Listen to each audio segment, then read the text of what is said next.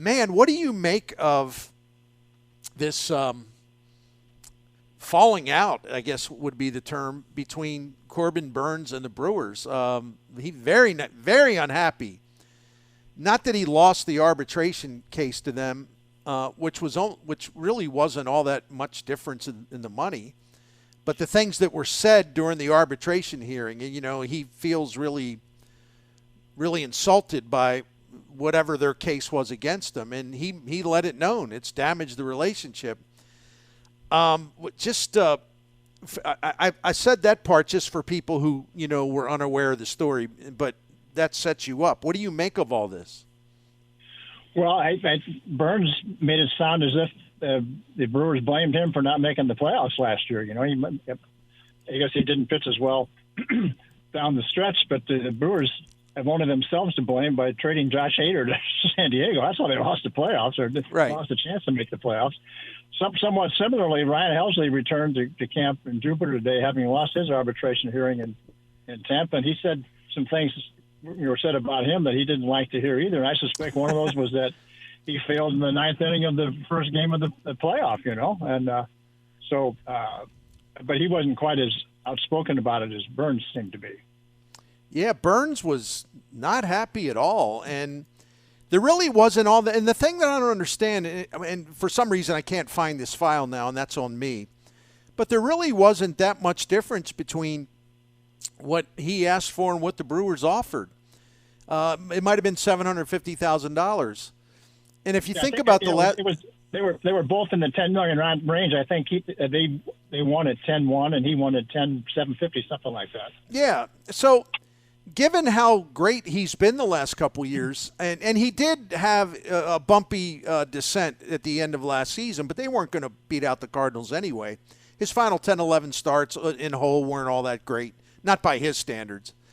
But all the stuff he's done the last 2 years, I mean, he's been a top 5 starting pitcher in baseball, and it just seems weird that you would not initiate, but it would just kind of lay the groundwork for a possible conflict and possible bad feelings over $750,000. It just doesn't seem very sensible to me from the Brewers' standpoint. I don't know why they would do that.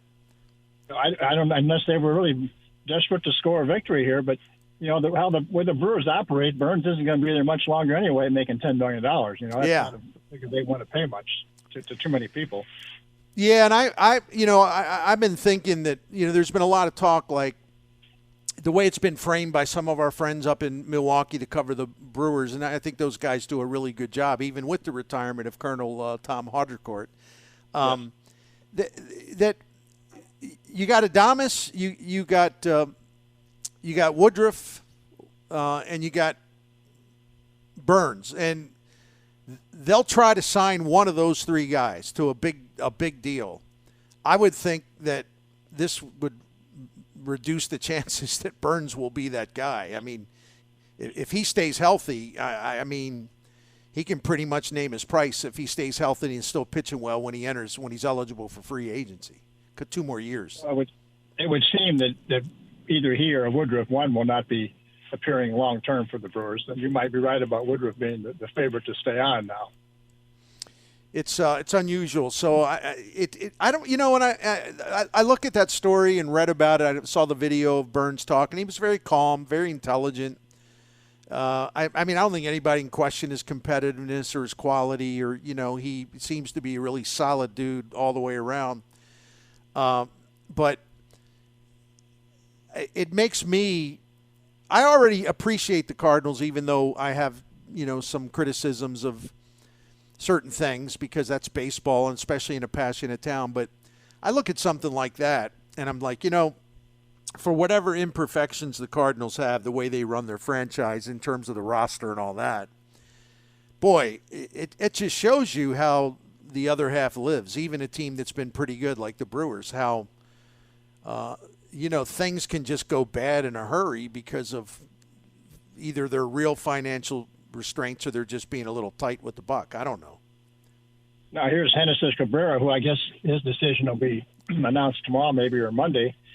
He's only about $200,000 apart on his asking, and 900 and something to $1.1 million. But he hasn't got much going for him this last year. Whatever's going to be said about him, going to counteract whatever he's going to have on his side. Yeah, you're absolutely correct. Commish, I was doing something today, just looking back on the 2017 World Baseball Classic, and I'm really looking forward to this. I really, truly am. It was very entertaining.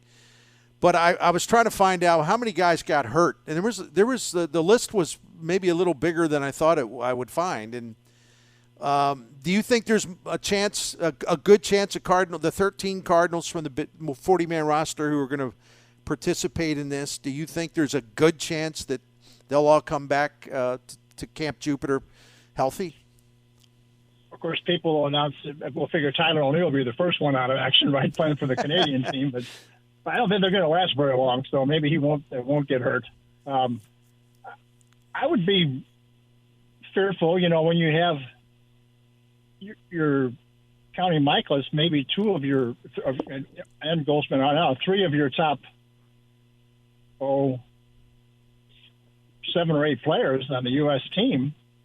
You have to have some fear. Then you have 2 other regular players in Nootbaar and Edman, playing for Japan and Korea, respectively. That's really 5 of you guys. Wainwright is playing too, but this is his last season, so I'm not sure people are that worried about him. But those other 5 guys, I'm sure, would be cause for concern. And then you've got Palante's playing for Italy. Well, Palante's a kind of a valuable member of the club too, so that's a lot of guys. The Cardinals have more guys gone, counting their system. I think they have 19 from their system gone than any other team. And most of them are playing for pretty good teams. They're going to be around for a while. No, that's right. It's going to be interesting, and I'm not trying to be an alarmist. I was just naturally curious, what like the injuries in 2017, and some of them were not the kind of injuries that they happen and then there's a torn this, there's a torn that, and then a guy, and you say, well, there's a fixed time he's going to be out. Like, I'll give you an example. Miguel Cabrera, future Hall of Famer, he hurt his back in the World Baseball Classic, and he did miss some time during the regular season, but it wasn't all that much. But he said when interviewed about that late that season in 2017, he just said, he pretty much had to grind it out all season, like a lot with pain and discomfort. He never felt right. And so when you look at that, I mean, that's just one example. Drew Smiley, who does get hurt, but he tore his UCL, listen to me, UCL, and he did not pitch at all in 2017 after that. Felix Hernandez missed a bunch of time. And there, Salvador Perez, same type of thing. He didn't have like a major injury per se, but like Cabrera, he hurt his back and he kind of had to play through pain all season. He did miss some time, might have been 17 days, something like that. But it was actually just the heavier pain management that he had to kind of put up with this season. So I don't know, man. You see that stuff and it makes you think, man. Cardinals fans, cross your fingers that everybody gets back safe, because it's not a paranoid fear. I mean, there's a pattern of this happened in 2013 as well. Yeah, maybe Clayton Kershaw caught a break, and he just found out that he didn't clear insurance, so he can't go. And there's a guy who's been hurt a lot the last 2 or 3 years. Commish, a few more things for you, my friend. When you look at some hot spots on that roster, I mean, what areas interest you the most as far as seeing how it's all going to all play out, as far as who's going to get most of the playing time, things like that? Oh, the outfield is very intriguing because they have 3 starters back. They have Donovan, who can play out there. They have Edman, who can even play out there if you want. And of course you have, the wild card in Jordan Walker. So you've got probably a half dozen guys that could play for having 3 starting spots. And the starters have been, other than Nootbaar, I mean, Carlson and O'Neill are the ones that have been put on notice. Nootbaar has pretty much been guaranteed a job by the manager in one position or another out there. The other 2 guys, no guarantees. One would probably have to play somewhere. Then if Jordan Walker is that good, he would play left field or right field. will play out. Now Carlson will be having an advantage not playing the WBC, so he should get a lot of at-bats to prove his case, while Nootbaar will be gone a long time, and O'Neill will be gone probably a shorter time, but gone. And that's the part that intrigues me. And I also am intrigued by what kind of chance Paul DeJong will get to show what he can do one final time here. I'm not saying he's going to be handed the regular job, even if he has a big spring training, but I think they could feel comfortable about making him a super utility guy if he shows that he can put the bat on the ball a little more often this year. And I'm really interested. You know, my list is pretty basic. I'm really interested in seeing just pretty much every at bat that Jordan Walker takes that's available to see. You know, either TV or online, just because it's, you know, he's such a heralded guy, and we all know so much about him, and yet how many of us have really how many at bats have all of us like really seen him take? And I know you guys did in spring training. You saw him play a lot, and he wasn't quite ready, obviously, last spring. But you know, once they started playing the season, you know, they started playing, you know, Double-A ball and down there in Springfield. I mean, there weren't a lot of eyes on him, so we heard about it, we read about it, we saw the numbers, but actually seeing him swing the bat on a daily basis. I mean, even though it's spring training, I really look forward to that, and I really look forward to seeing if Gorman, who, you know, was lauded by the Statcast people for last year, the number of times he barreled pitches when he did make contact, and the number of times he hit it on the sweet spot. He had some of the highest rates in the league, and if he can make better contact, consistent contact, especially with those pitches up, those four-seamers up, he could have a pretty damn impressive year with just some improvement, not maximum improvement, some improvement. So I'm really curious to see if he's going to lay off those high pitches or find a way to get around, you know, to just sort of get on top of them. You know, so I'm intrigued by pretty much every swing he takes in spring training in terms of the exhibition games. Well, at many points in the last few years, he was almost as highly regarded as Walker. I mean, this is a guy that's hit 30. He even hit 30 home runs this year. 16 of them were in Memphis, but 14 were in St. Louis. And another thing that's intriguing about Walker is none of us have seen him play the outfield yet, because he was a third baseman in camp last season, and not a very good one probably, but we didn't see him a whole lot at that position. And once it became clear that Arenado was going to be back for the next 5 years, there was no reason to keep working Walker at third base. They made an outfielder out of him in Springfield. I guess he did pretty well. His arm really impressed people. You know, reading stuff Keith Law and others have written who did see him play in Arizona, and they were very impressed by the gun he's got out there. So yeah, I'm a curious guy. He's a big fella, but it seems to be fine athletically. So, but it'll be fun to watch him. Now, Commish, I wanted to ask you this before we wind down here, because there was a lot of talk this week. It was almost like a primer or primer on all the rules changes, and Rob Manfred was talking about him. There's a lot of good writing about it.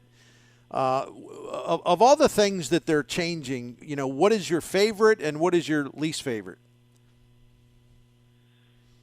Well, the least favorite is a rule they'd already had in place, and now they've made it permanent, is that extra inning nonsense of a guy at second base with nobody out in the top of the 10th inning, and any succeeding extra inning after that. It's a whole different game that's being played in the extra innings, but maybe that's just like overtime in hockey, where you play it that way, then you have a shootout. I mean, maybe that's what we're looking for in sports these days, or it's like having only 3-point field goals and dunks in the NBA in overtime or something. I don't know. I don't like that rule being instituted into perpetuity here. I'm okay with the pitch clock, although there must be a way where, in a confusion of signs with these pitch comms, but the pitchers are going to be wearing them now too. Maybe that's the best idea they've had, is to have the pitchers wear them, and they just say, "This is what I'm throwing. Here we go," whether right. anybody's ready for it or not. And so I guess I can handle that one okay. the bases, those bases look ludicrous.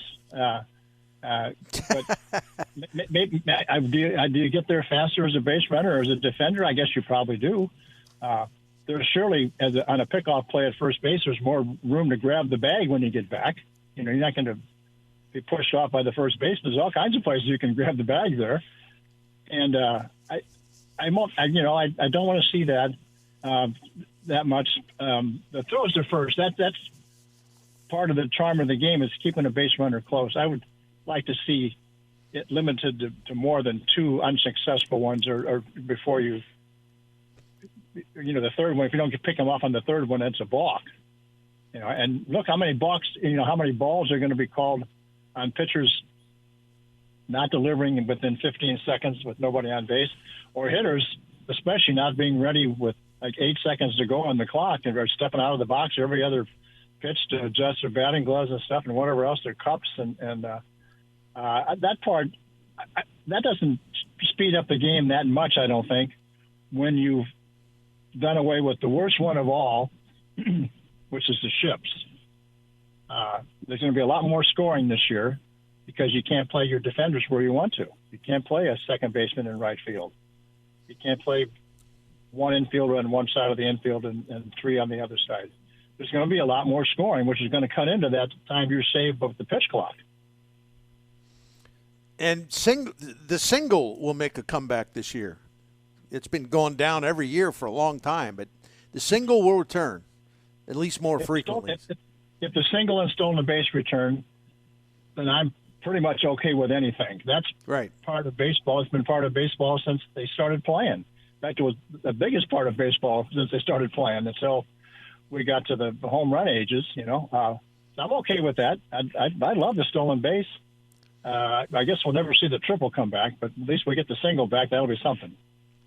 Commish, I wanted to run this one by you, too, because it's related, although it's not in play this season, but the automated strike zone. And Manfred was talking about that, and I've read some pieces on it, and it obviously still needs some work. But they're also talking about a system that, to me, would just kind of work against what they're espousing to do, which is to speed the game up. They're considering different systems if this is put in play in 2024, where teams can appeal the ball strike automated call by the seeing eye or whatever, and then there's an actual umpire would get involved, and I mean, it's just like, can we just stop doing this? It's just replaying everything and challenging everything. I mean, the whole point is to let it go, do it better and let it go. But here's what I wanted to throw at you. And listen, I share your fondness, your respect for umpires.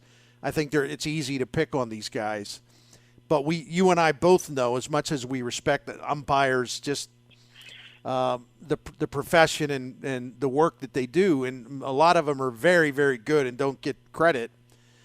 That also applies to the strike zone. I mean, there are sites you can go to and actually look at each umpire's ratings as far as accuracy with the strike zone, and much against what the public, I think, perceives, most of these guys are outstanding, really, really good.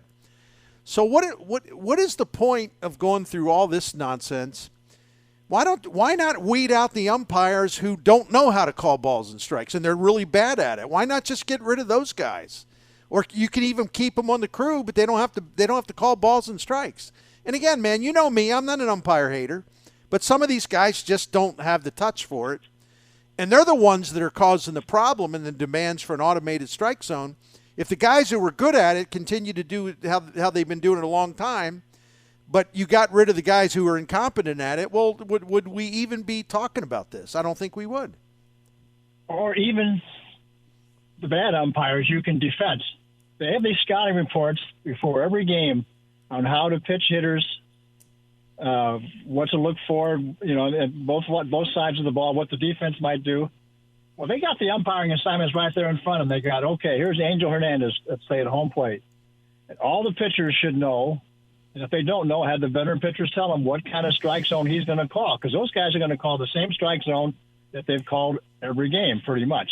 They're as consistent. They're probably more consistent than the players are. They can be consistently bad now, mind you, but they'll be consistent, and you'll know what you get. That's part of the charm of the game. Okay, I got Hernandez tonight. That pitch I throw on the outside corner, I think is a strike, is not going to be a strike. I got to throw something else here. That's part of the charm of the game. Yeah, I'm with you. I'm not an automated strike zone guy. I'm just not in. I'm not into it at all.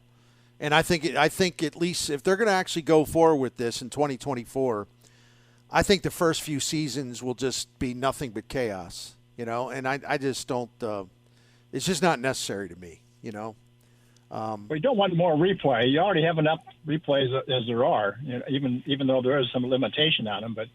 Sometimes later in the game, the crew chief gets to review things. Like if they're nudged by the manager, hey, what do you think? I can't challenge that, but can you take a look at that? Well, they have to.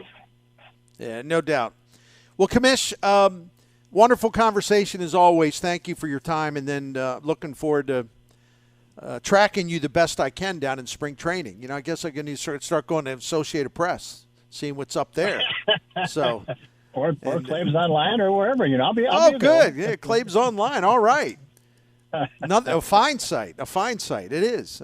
Tell Claves I said hello, by the way. It's been way too long. I'll do that. All right. Thank you, my friend. Thanks, man. That's our guy, Rick Hummel, here on the Burnie Show. So, I'm not. You're going to have. It's going to take a lot to convince me they're not screwing up by going with an automated strike zone. And I know what people will say. You're entitled to your opinion as well, but I just don't get the logic. If Angel Hernandez doesn't know the difference between a ball or a strike, and there's a few other guys I can think of, but the point is, it's really not as widespread a problem as. You see the few guys that are really, really bad at it. So the perception is that it's a widespread problem, and it's not.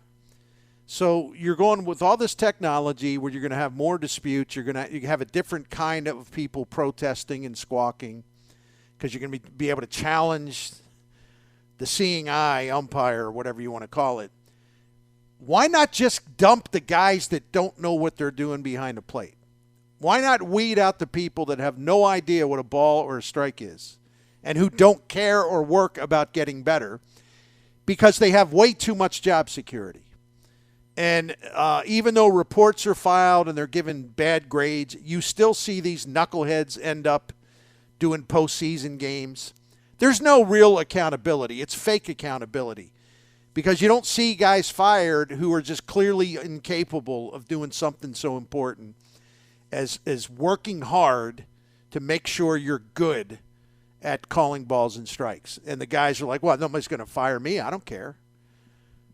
If you get rid of them, if you actually show some courage and you get rid of them, then you wouldn't have to worry about all these gimmicks. That's my point. So as you can all tell, I'm a little already ticked off by the possibility of what'll be just absolute chaos, at least the first year that this goes into place. Get rid of the idiots. We're not talking about that many of them. Get rid of them. Hire some umpires and call balls and strikes. You're all set. Or keep the clowns on the bases. You don't let them behind home plate. Why does he have to be behind home plate? You just limit him to third base, second base, or first base. That's it. I don't get it. No, instead we're going to go with some poppycock system that's going to have all kinds of technical issues, and you're going to have challenges. What is the point? Just keep slowing the game down. Anyway.